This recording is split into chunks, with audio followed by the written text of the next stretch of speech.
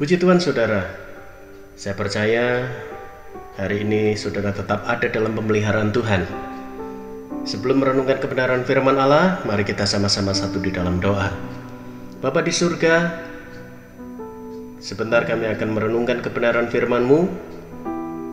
Bukakan rahasia kebenaran-Mu supaya kami dapat memahami, mengerti, dan menerapkan di dalam kehidupan kami. Terima kasih ya Tuhan. Di dalam nama Tuhan Yesus Kristus kami alaskan doa ini. Haleluya. Amin. Puji Tuhan saudara, kita akan lanjutkan renungan kita hari ini di dalam kitab Rut pasal yang keempat. Sadarkah saudara, dalam kisah cinta Rut dan Boas seakan buru-buru diakhiri di perikop ini. Meski kisah cinta mereka menghiasi hampir di seluruh kitab Rut, namun pernikahan dan kelahiran anak mereka dibungkus langsung hanya dalam satu ayat.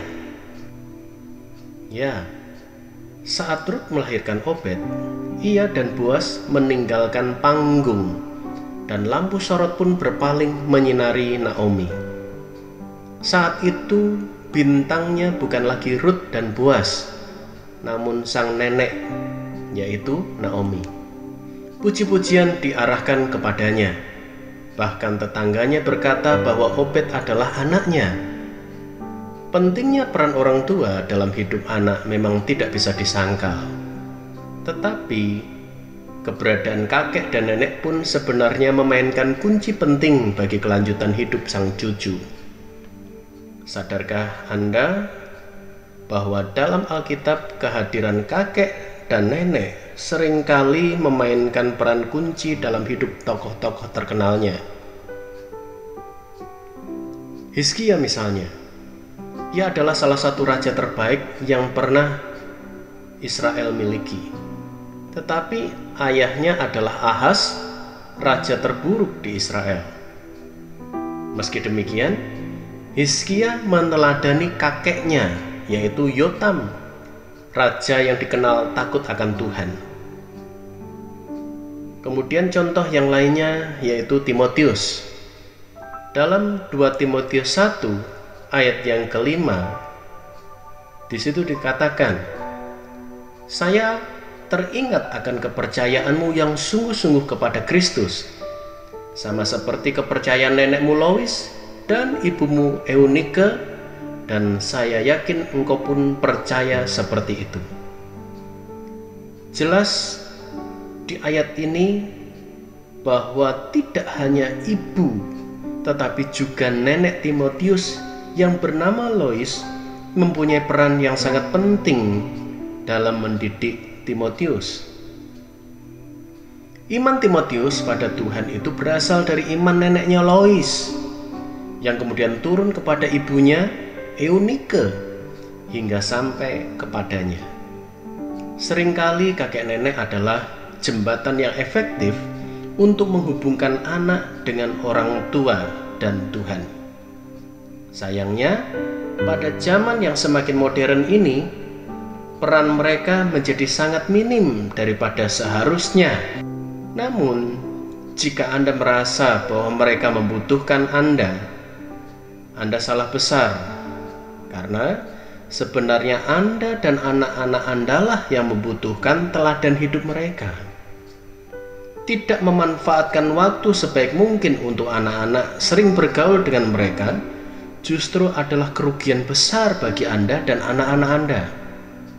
Miliki hubungan yang baik dengan mereka, supaya mereka, Anda, dan anak-anak Anda saling memperkaya hidup.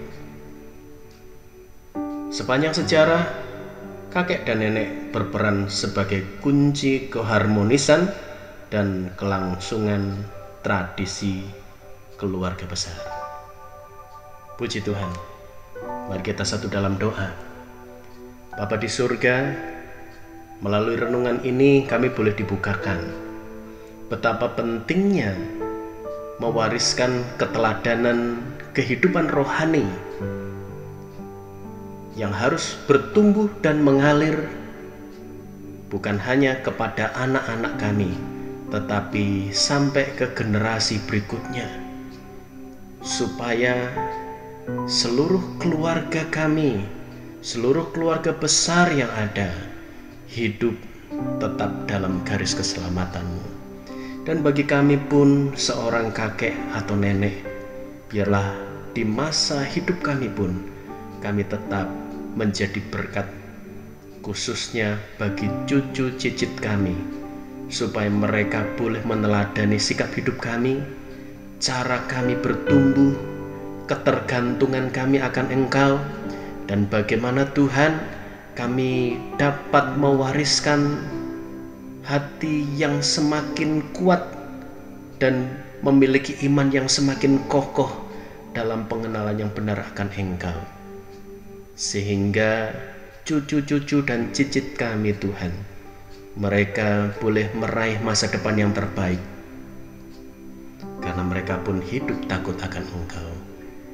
Persatukan kami dalam ikatan kasih-Mu Tuhan, seluruh keluarga besar kami boleh diselamatkan oleh Tuhan. Terima kasih ya Bapa, kami bersyukur dan kami nikmati rahmat-Mu, kami alaskan dalam nama Tuhan Yesus Kristus. Haleluya, amin. Tuhan memberkati.